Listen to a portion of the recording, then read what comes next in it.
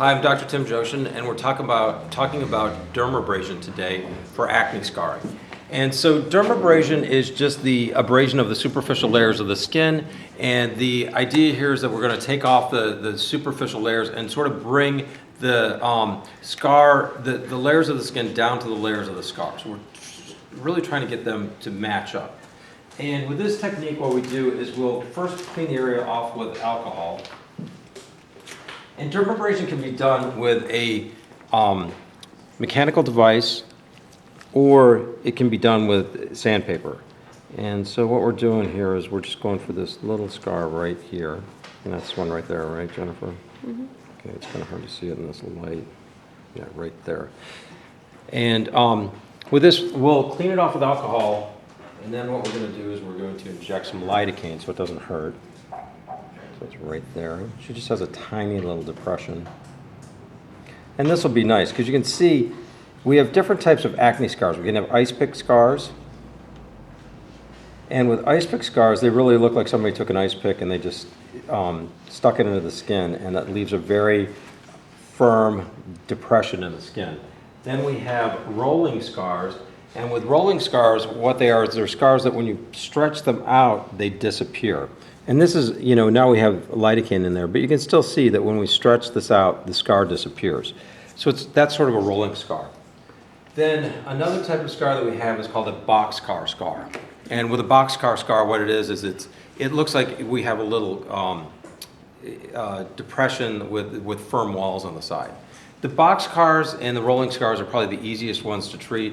The ones that are most difficult to treat are going to be the ice pick scars. And with those, because they're so deep and so fibrotic, you can't really fill them because the filler just kind of disperses away from the scar. You can't really dermasand them because it's too deep into the dermis. And if you go too deep in the dermis, what happens is you go past the cells that aid in the healing process, so you get an even worse scar. And so those with the ice pick scars, oftentimes we'll have to punch them out and close them, or punch them out and sort of just let them lift up. It's called punch and flow.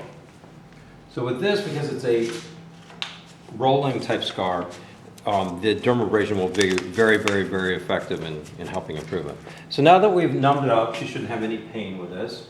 I'm just going to clean it up a little bit. Okay.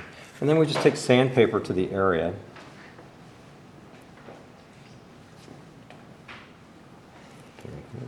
And then we just make a couple passes.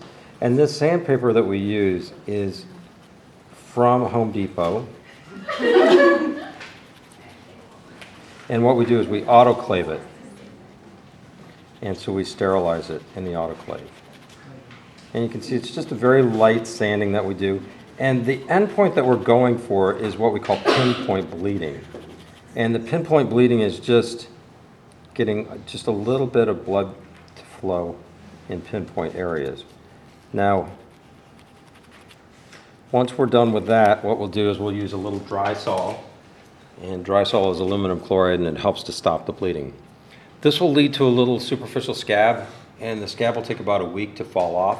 Sometimes there's a little bit of residual redness, but that's really all there is to it. And Aftercare is pretty simple. We just want to have people use an antibacterial ointment, Aquaphor, something like that, just to keep the area moist for a week, and to avoid sun exposure during that period of time while it's healing. Because if you get sun exposure on an area that's been traumatized, it can lead to hyperpigmentation. Okay. Any questions?